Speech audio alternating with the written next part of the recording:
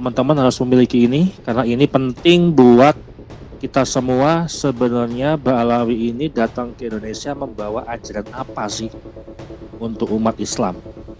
Kalau Wali Songo itu jelas ya. Tapi kalau Ba'alawi ini apa? Ajaran apa yang dibawa di Indonesia ini? Terutama yang diyakini oleh para kibin-kibin. Kemudian ketiga, kategori penghinaan kepada sahabat Nabi. Nah ini yang paling penting teman-teman. Ini ajaran Ba'alawi ini apa? Kalau kita melihat poin penghinaan kepada sahabat Nabi, contoh ya, sahabat Abu Bakar Siddiq memberi 3 doa untuk Tarim. Kemudian Habib mengklaim bisa lebih mulia daripada sahabat Nabi. Kemudian Siti Khotijah menjadi pelayan Habib untuk membuatkan kopi. Teman-teman, kalau sudah jelas arahnya itu penghinaan kepada sahabat Nabi, ya tentunya teman-teman sudah tahu identik ajaran Ba'alawi ini ke arah mana. Syiah yaitu adalah ajaran yang menghina sahabat Nabi. Habib Abdullah Al-Haddad lebih tinggi makomnya daripada Imam Ghazali, Syekh Abdul Qadir Al-Jalani dan Abu Yazid Al-Bustami. Muhyiddin yang menyolati Habib Abdurrahman As-Segaf akan mendapatkan syafaatnya. Habib bawa kapal perahu ke alam barzah. Habib Abu Bakar bin Salim yang mendirikan langit. Wah, itu arak bekas Habib yang mabuk menjadikan budak Habib sebagai ahli tafsir. Jawa atau Nusantara adalah negeri terkutuk. Ziarah ke makam Abu Bakar bin Salim, segala keinginannya terkabul. Habib bisa merubah musim. Kemudian Muhyiddin wajib taklid, buta dan setia pada Habib. Wali Muhyiddin Habib ya, memesan wanita cantik dan berdisko. Wajib husnuzon ke para habaib Ba'alawi. Pantas saja Ketua PBNU kemarin Gus Yahya mewajibkan husnuzon. Habib tidak wajib melaksanakan sholat Jumat.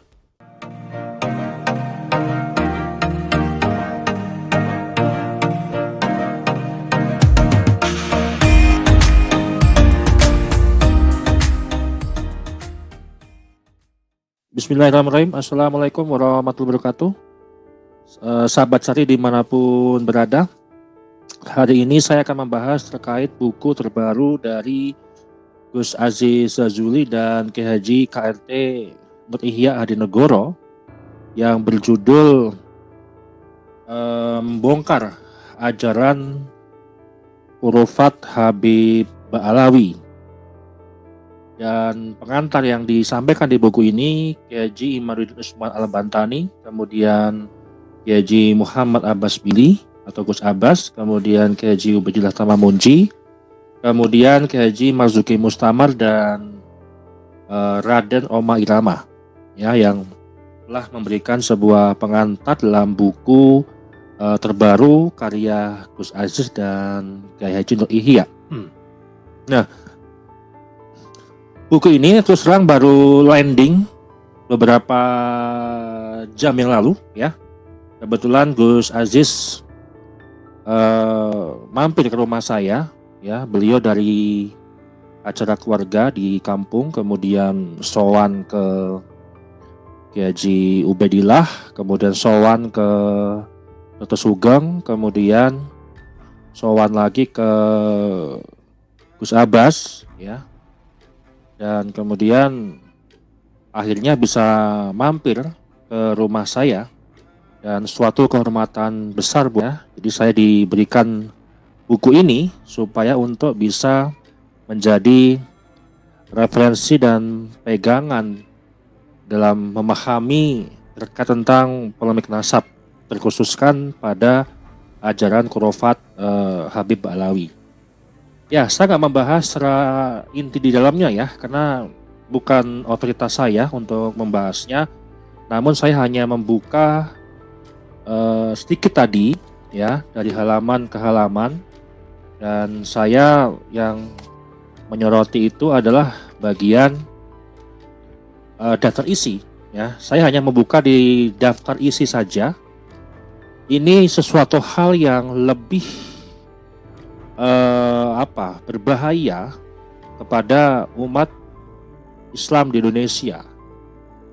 Dan buku yang dibuat oleh Gus Aziz dan Kiai Haji Nur Ihya ini lebih mengerikan daripada tesis Kiai dalam membatalkan nasabah Alawi. Ya, ini seperti halnya 2 kali bom nuklir, ya, yang yang dijatuhkan di kota Hiroshima Nagasaki. Jadi kalau ada yang bilang bom nuklir, ya, dulu pernah teman-teman pasti ingat Habib siapa tuh?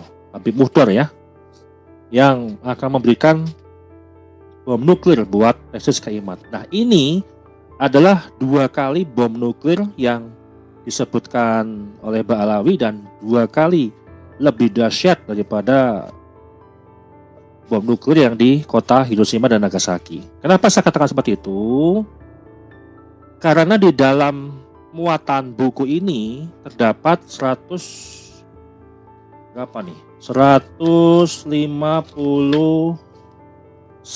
referensi. Masya Allah, 159 referensi yang menjadikan buku ini setebal hampir 700 halaman, ya. Ini tebal, ya, teman-teman harus memiliki ini karena ini penting buat kita semua. Sebenarnya Mbak Alawi ini datang ke Indonesia membawa ajaran apa sih untuk umat Islam? Kalau Wali Songo itu jelas, ya. Tapi kalau Mbak Alawi ini apa? Ajaran apa yang dibawa di Indonesia ini, terutama yang diyakini oleh para kibin-kibin.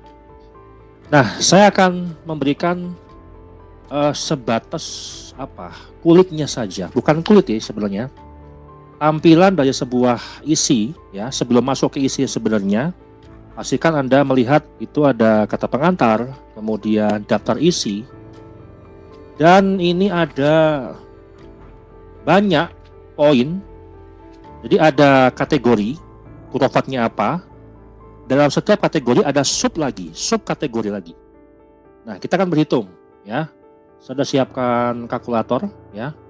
Kita akan menghitung berapa sih jumlah dari kurofat, poin-poin kurofat yang diajarkan Mbak Alawi, dan kitab yang menjadi sumber referensi itu yang ada dalam literasi internal Mbak Alawi itu ada 50 kitab khusus non Mbak Alawi dengan totalnya adalah 159 referensi. Nah, kategori yang pertama, ya, ini penistaan kepada Allah, para nabi dan ajaran Allah. Itu ada berapa nih? 1, 2, 3, 1, 3, 1. Banyak banget ini. Bab pertama, ya. Ada 66 poin, teman-teman. Kita hitung 66 poin, ya. Kemudian yang kedua, saya sedikit kasih 1-2 kategori saja, ya. Contoh, ya, Nabi Muhammad bersalaman dengan Habib. Terus kemudian Fakih Muqaddam mengaku sebagai Allah. Ya, kemudian wajah Rasulullah dalam rupa Habib Thohir Al-Haddad. Ini artinya kategori dalam penistaan kepada Allah, para nabi dan ajaran Allah. Oke, kita masuk ke kategori kedua. Kategori 2 itu penghinaan kepada malaikat. Itu jumlahnya ada 9 poin, ya. Kita tambahkan. Ini saya sambil menghitung dengan kalkulator, teman-teman, ya. Menghitung dengan kalkulator kita biar tahu berapa jumlah total isi kurofat, poin-poin pentingnya gitu, ya.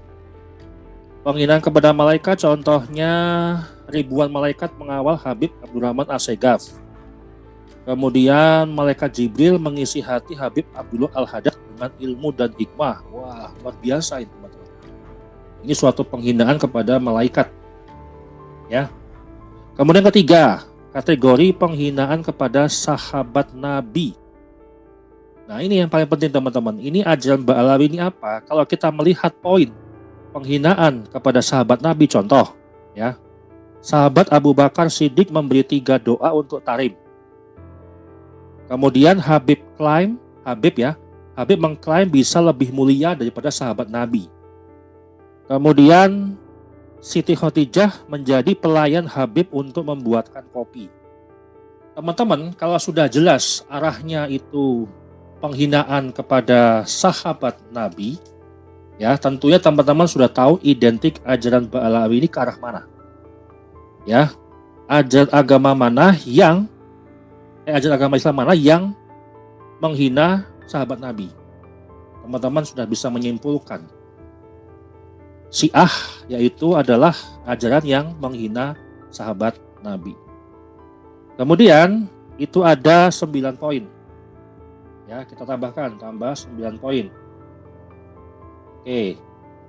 Terus kemudian poin berikutnya ajaran membuat hadis palsu. Itu ada 4 poin. Contohnya hadis palsu buatan Habib. Dengan meminum kopi dijamin masuk surga. Waduh, kopi, nikmatnya kopi. Jadi, berarti kita masuk minum kopi gitu ya, itu sudah dijamin masuk surga. Luar biasa. Kemudian yang poin kategori berikutnya, ajaran Faqih Muqaddam. Ya. Ajaran Faqih Muqaddam itu ada 27 poin. Ya, contoh Faqih Muqaddam Mi'raj 70 kali semalam sampai ke Sidratul Muntaha. Ini yang sudah sering dibahas. Faqih Muqaddam sang pemberi syafaat. Waduh. Ini kenapa Ba'alawi tidak mengaku saja sebagai zuriyahnya Faqih Muqaddam? Kenapa harus mengaku zuriyah Nabi? Ini kalau mengaku zuriyah Faqih Muqaddam itu kan sudah jelas ya. Dengan kehebatan-kehebatannya. Kenapa nggak bangga terhadap zuriyah Faqih Muqaddam gitu ya. Kemudian poin berikutnya merendahkan para ulama. Ya, merendahkan para ulama itu ada 7 poin ya. 7 poin. Contohnya, 1 orang alim dari Tarim melebihi 100 ulama dari luar Tarim. Wah, kok bisa ini? Kemudian Habib Abdullah Al-Haddad lebih tinggi makomnya daripada Imam Ghazali, Syekh Abdul Qadir Al-Jalani dan Abu Yazid Al-Bustami. Nah, ini mengaku-ngaku ini. Oke. Terus kemudian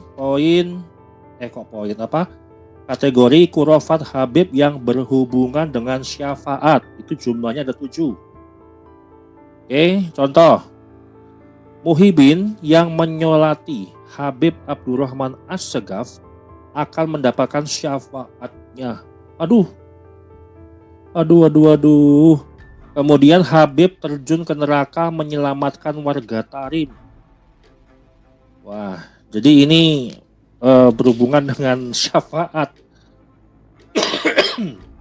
Otoritas siapa syafaat itu ya? Jadi Habib itu punya otoritas memberikan syafaatnya kepada para kibin-kibin ya. Kemudian berikutnya kategori kurofat Habib yang berkaitan dengan alam barzakh dan akhirat. Itu ada berapa nih? Banyak banget. Banyak banget. Ada 54. Oke, kita tambahkan 54.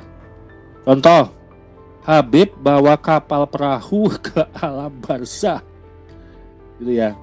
Kemudian Habib Abu Bakar bin Salim yang mendirikan langit. Wah, itu lebih hebat daripada Sun Gokong itu. Ya.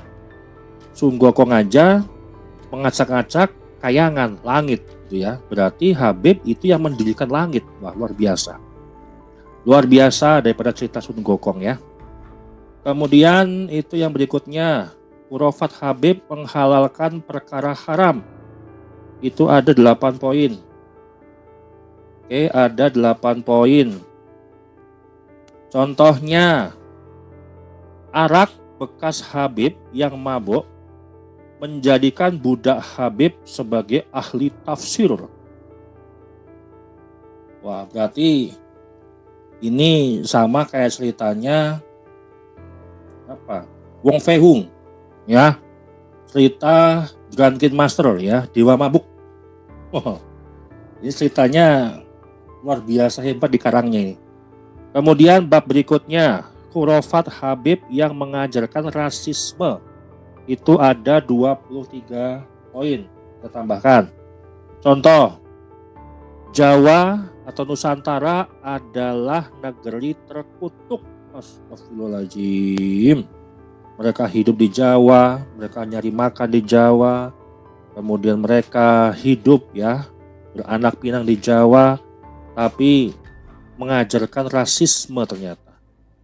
Kemudian Jawa atau Nusantara semua isinya adalah musibah.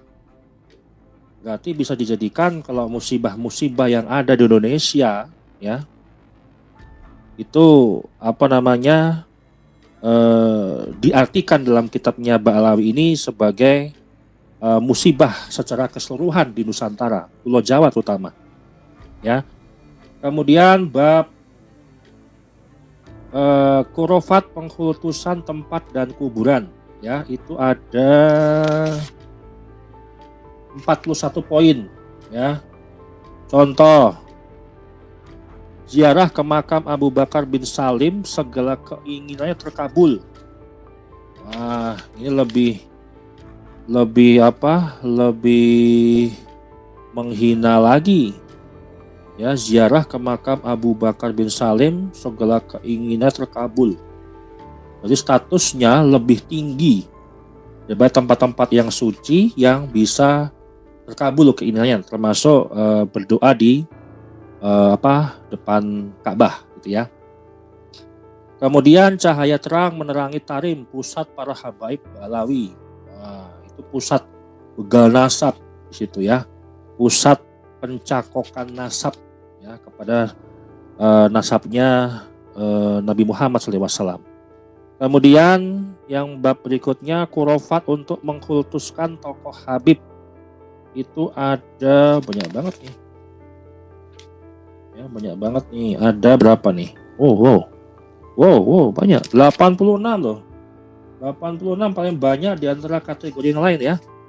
Khurafat untuk mengkultuskan tokoh Habib. Contoh, Habib bisa merubah musim. Loh, berarti bisa merubah musim, berarti bisa merubah hujan, bisa merubah kemarau, juga bisa merubah jadi salju, musim semi. Nah.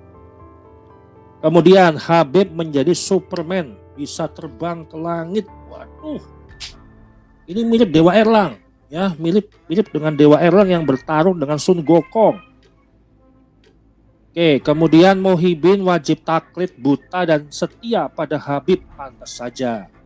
Kibin-kibin ini susah untuk diajak berbicara ilmiah. Kibin-kibin ini susah untuk rasional. Kibin-kibin ini susah untuk berpikir menggunakan akal sehat. Kemudian Habib Abdullah Al-Haddad klaim dirinya sebagai wali kutub. Wali kutub. Pemimpin seluruh Habib adalah Habib Abdullah Al-Haddad. Karomah Habib bisa menyelamatkan bangunan dari banjir. Loh, harusnya kemarin bencana di Sumatera itu harusnya bisa diselamatkan oleh Habib. Tapi kemana Habib ini? Kok nggak bisa menyelamatkan bencana banjir yang ada di mana-mana sekarang ya? Oke, kemudian sekarang masuk ke bab berikutnya, Khurafat asusila. Ini yang penting nih. Ini yang sangat sesat ya. Contoh, itu ada berapa tadi? Ada 18 ya. Oke. Contoh, Wali Muhyiddin Habib ya, memesan wanita cantik dan berdisko. Itu ada tuh. Kemudian LGBT ala Habib. Kemudian rantai emas dan wanita cantik turun dari langit. Kemudian ciuman wali Habib kepada perempuan dapat membuat anti zina. Aduh, bahaya ini. Ini bahaya kalau betul-betul diajarkan tuh bahaya sekali ya. Kemudian poin berikutnya, Kategori berikutnya ya, khurafat ajaran dalam nasab itu ada 10 poin. Nasab Ba'alawi adalah nasab keturunan yang paling sahih sedunia. Lebih nasabnya Ahlul Bait berarti. Luar biasa. Tapi kok susah untuk diverifikasi? Artinya kalau paling sahih, kenapa harus takut dengan tes DNA? Itu aja yang penting. Ya, logika berbicara. Kemudian tarekat Ba'alawi adalah tarekat yang paling terbaik. Semua diakui yang paling terbaik. Nah, wajib husnuzon ke para habaib Ba'alawi. Pantas saja Ketua PBNU kemarin Gus Yahya mewajibkan husnuzon kepada Ba'alawi. Kenapa berhusnuzon? Ya tadi takut untuk diverifikasi. Oke, kemudian lanjut kategori berikutnya. Ajaran penjajahan mental dan spiritual itu ada 23 poin. Nah, kita tambahin lagi. Contoh, Habib Muhammad bin Thohir klaim dirinya raja di raja. Ziarah ke Habib akan menjadi wali. Waduh, kalau mau jadi wali ya nggak usah jauh-jauh ya, ziarah ke makam Habib. Termasuk ke Winongan tuh. Nanti pulang dari situ langsung diisbat, dinobatkan menjadi wali kutub. Ya.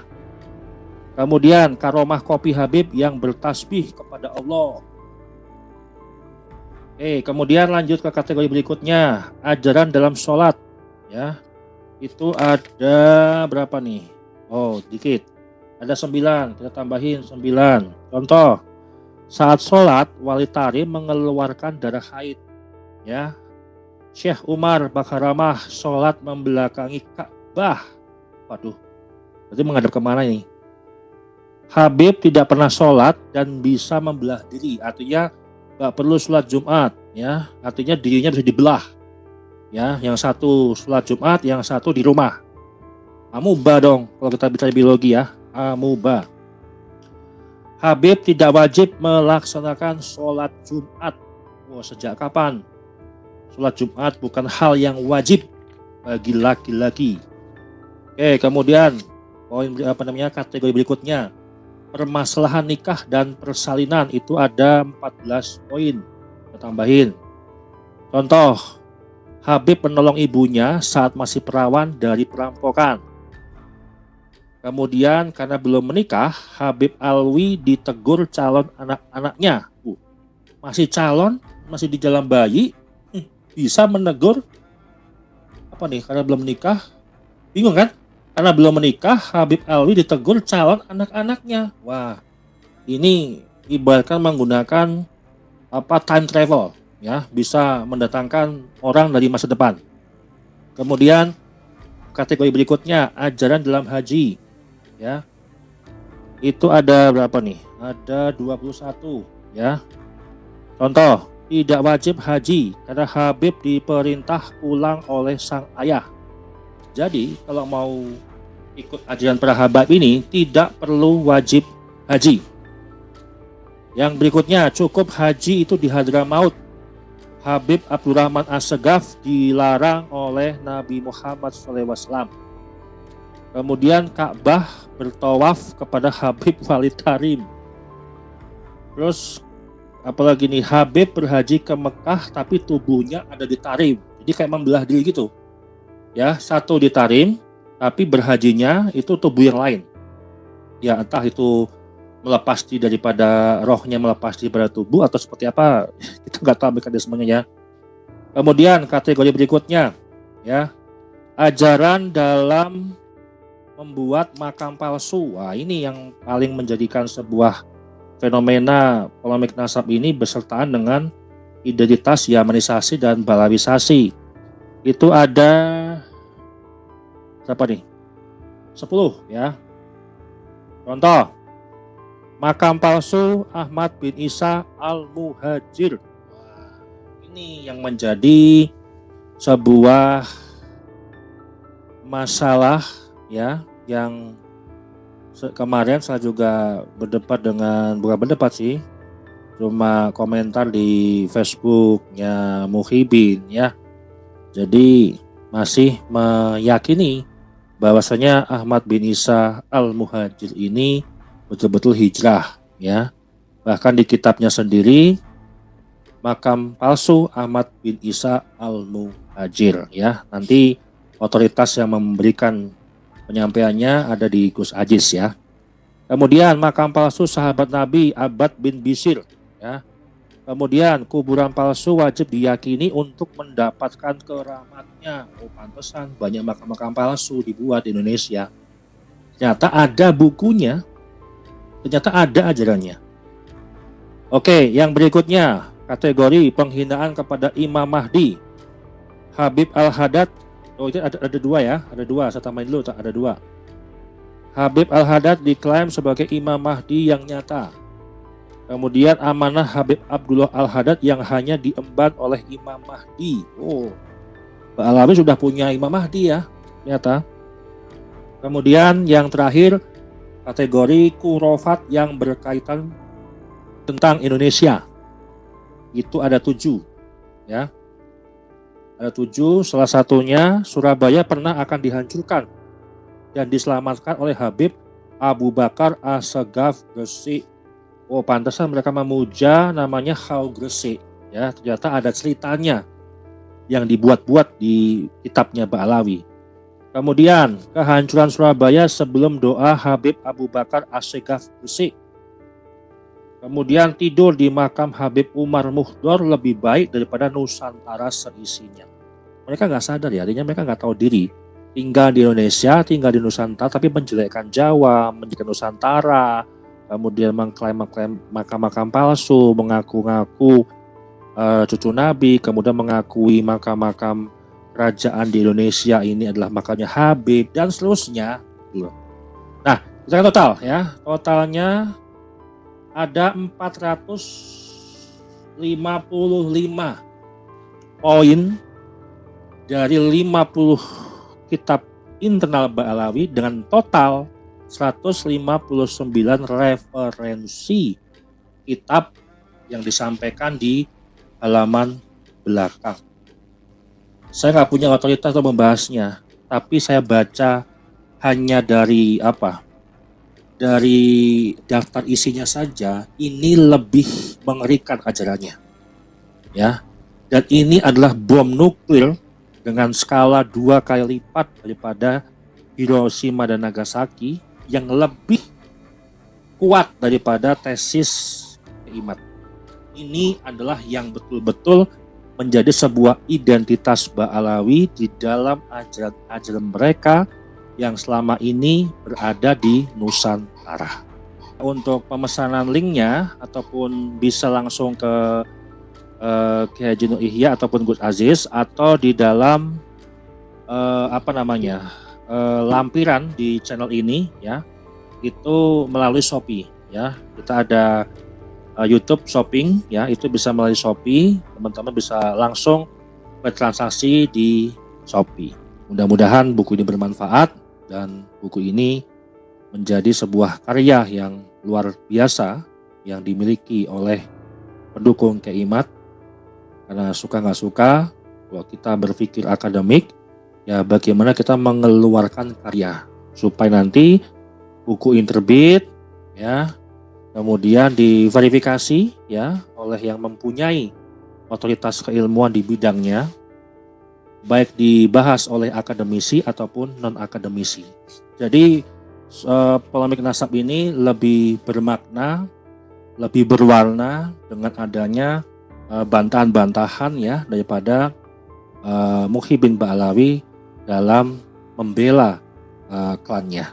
Semoga teman-teman Muhyiddin itu mampu dan mau untuk berkarya di publik, ya, dengan mengeluarkan minimal jurnal ilmiah untuk membantahnya.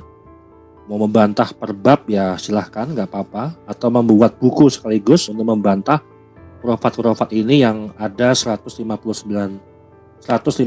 referensi kitab, ya, dari Ba'alawi ataupun non Ba'alawi. Oke, demikian yang bisa saya sampaikan. Akhir kata saya ucapkan wassalamualaikum warahmatullahi wabarakatuh.